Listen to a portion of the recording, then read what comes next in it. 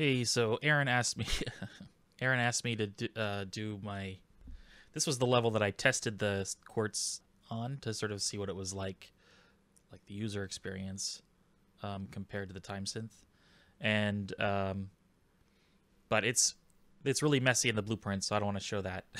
I would much rather show a cleaner version, but it's an interesting implementation. Maybe you can just I'll play through it and you can kind of tell. You can kind of see, you know, some of the more mundane uses of Quartz and Quartz timing. So basically, what I have set up here is I got my little third-person level, and I've modified it a lot, and I've got this little track to run on, and I'm using audio modulation, the audio modulation plugin, to manage the volume of a high activity layer. So when the player is running around, the high activity layer comes in, and fades in procedurally, and when the player stops moving around, it's really just forward motion. I'm just triggering it on the forward control motion. Although I could have done velocity or something like that. But anyway, when the player is moving forward, the music, the high activity layer fades in procedurally, and when they stop moving forward, then it fades back out. And I just use some orchestrating tricks with voice extensions to sort of manage that. It works pretty well. And then I have it where when the player hits jump, when they hit jump, it actually triggers one of my drum stingers. And I loosely timed it where, because I don't know if you've ever played this third-person template, but the jump is actually really not that great. It's like a very simple jump, and it's always the same arc. So I have a very loose sort of dumb timing where it roughly lands on an eighth note near when the player character lands on the ground when it's level.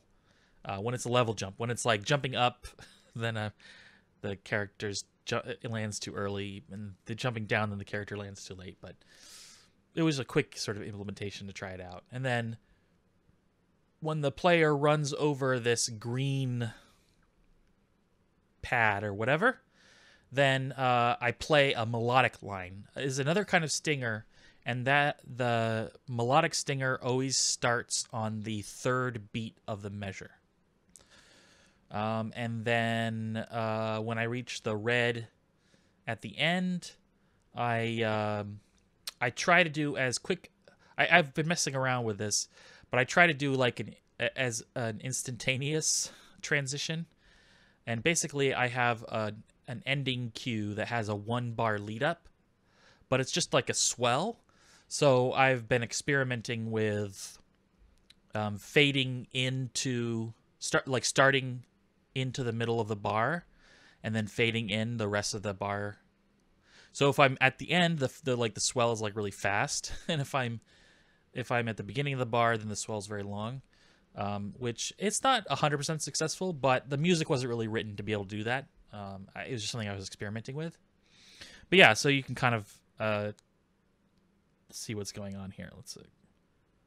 Alt-P. There we go.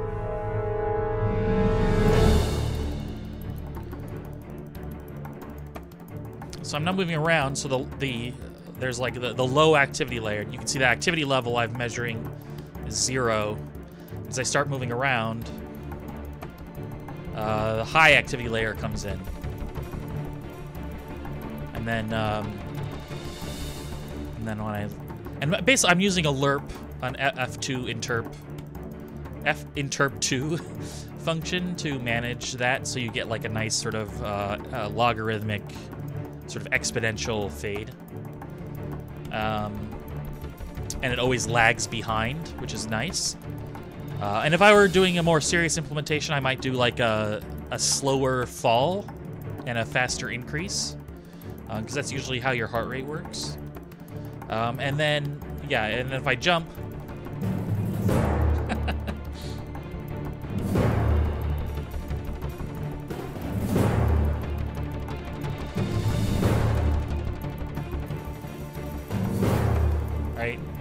And you can kind of tell that the character jump in this third-person template has like a ton of hang time. It's a very unrealistic jump, but and it's not a very interesting jump, you know, as far as unrealistic jumps go. And then if I cross over this green pad, it will play a Melodic Stinger, which will delay until the third beat of the bar. And the Melodic Stinger also has high and low activity layers. So this is a long cue.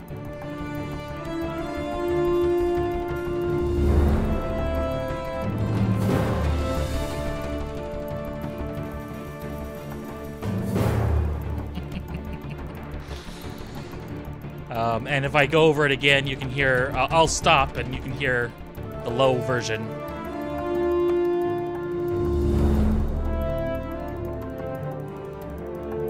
And that is identical. I'm using orchestrational tricks with the voicing extensions, so it's just like horns and low brass, and then you double it on the up an octave with trumpets or something like that, and you get a nice, sort of extended voicing. It feels very natural to have those voices fade in and fade out. That to me is like one of the big tricks. Anyway, moving on. I can jump over the pad so I don't trigger it again.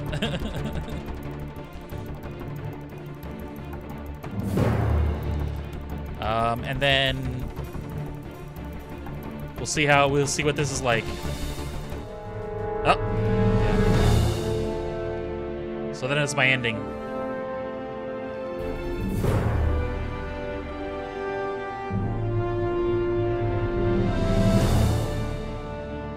Yep.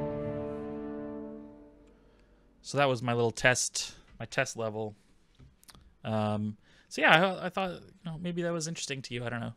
But there's, like I said, this is I would consider interactive music a mundane use of Quartz. Quartz has a lot of potential, a lot of unimagined potential, in my opinion.